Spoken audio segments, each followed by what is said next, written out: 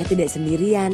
Saya bersama dengan teman saya Novita yang juga seorang atlet sepeda asal Yogyakarta.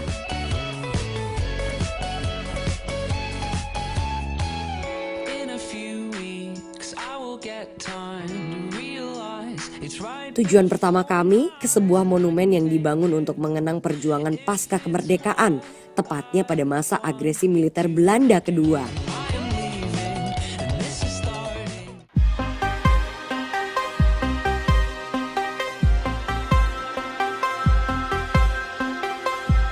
Di dalam Monumen Jogja Kembali, saya dan Novita melihat berbagai diorama dalam perjuangan fisik dan diplomasi yang semuanya menggambarkan suasana perang kemerdekaan pada tahun 1945 hingga tahun 1949. Diorama di dalam monumen ini ukuran patung tokohnya 1:1. Jadi semuanya sangat detail, sesuai dengan ukuran sebenarnya dan mirip dengan kondisi pada waktu itu. Saya dan Novita melihat berbagai koleksi diorama. Pertama adalah diorama Panglima Besar Jenderal Sudirman ketika melapor kepada Presiden Soekarno untuk memimpin perang gerilya pada tahun 1948.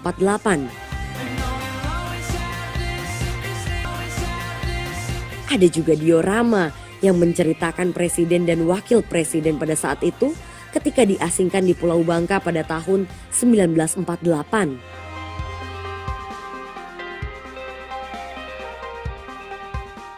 Peristiwa ini menjadi puncak serangan balas tentara Indonesia atas kedudukan tentara Belanda yang dikenal dengan Serangan Umum 1 Maret 1949. Pertempuran terjadi di seluruh kota.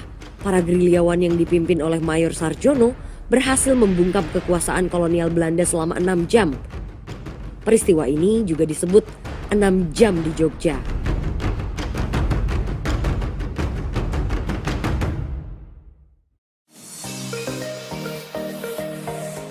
Setelah berkeliling di Monumen Jogja Kembali, saya dan Novita melanjutkan perjalanan ke salah satu lokasi yang dulunya pernah menjadi kediaman seorang pejuang besar di negeri ini.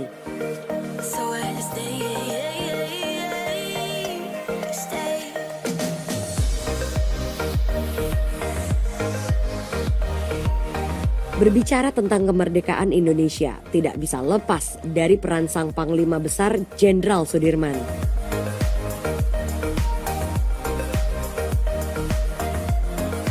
Dimulai dari karirnya sebagai tentara pembela tanah air hingga menjadi Panglima Besar Tentara Nasional Indonesia.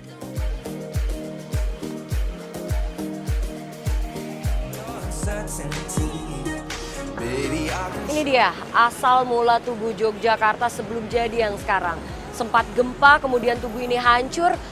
Nah, tugu ini silindris, bentuknya bulat, menandakan persatuan rakyat Indonesia. Kemudian setelah terbengkalai setelah gempa itu dibangun lagi oleh pemerintah Belanda dengan tugu yang penuh dengan sudut. Sebagai simbol untuk pemecah belah persatuan rakyat Indonesia. Tugu yang didirikan pada tahun 1756 oleh Sultan Hamengkubuwono ke-1 ini mempunyai nilai simbolis, di mana posisi tugu menghubungkan Laut Selatan dan Keraton Jogja serta Gunung Merapi. Tugu Jogja juga menjadi tempat bagi Sultan Hamengkubuwono pertama untuk melakukan meditasi menghadap Gunung Merapi. Bentuk asli Tugu Jogja tidak seperti yang terlihat sekarang ini. Tugu Jogja berbentuk silindris pada tiangnya dan puncaknya berbentuk bulat, serta lebih tinggi dari tugu yang ada sekarang. Akibat gempa dahsyat di tahun 1867 membuat Tugu Jogja rusak cukup parah. Kemudian dibangun kembali oleh pemerintah Hindia Belanda pada tahun 1889 dengan bentuk yang seperti sekarang ini dan diberi nama The Witte Paal atau Tugu Paal Putih. Setelah Tugu, saya dan Novita menuju salah satu kawasan yang menjadi simbol dari kota Yogyakarta, yaitu kawasan Malioboro. Denyut aktivitas perdagangan sangat terasa di tempat ini. Malioboro sudah tak asing sebagai tempat wisata belanja yang paling diminati di Yogyakarta. Ada dua versi asal muasal nama dari Malioboro. Pertama, dari residen kerajaan Inggris di Jogja di abad 18 yang bernama Marlborough. Versi kedua, dalam bahasa Sanskerta, Malioboro berarti karangan bunga. Karena dulunya, Jalan Malioboro dipenuhi karangan bunga ketika ada perayaan di keraton. Sekarang ini, kawasan Malioboro sangat ramai dengan pengunjung dari berbagai daerah dengan kawasan trotoar yang sudah ditata rapi untuk para pejalan kaki.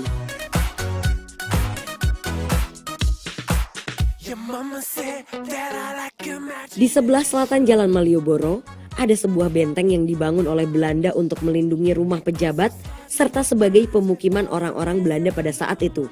Namanya Benteng Vredenburg.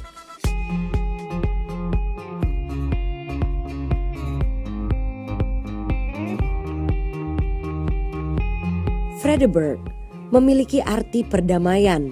Benteng ini dibangun pada tahun 1760 oleh Sri Sultan Hamengkubuwono I atas permintaan Belanda yang pada masa itu dipimpin oleh Nicholas Harting sebagai gubernurnya.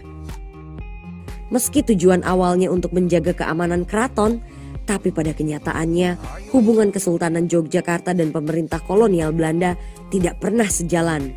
Pada akhirnya, Benteng Vredenburg juga difungsikan untuk mengontrol segala perkembangan yang terjadi di dalam Keraton Jogja. Kini, Benteng Vredenburg telah dialihfungsikan sebagai museum.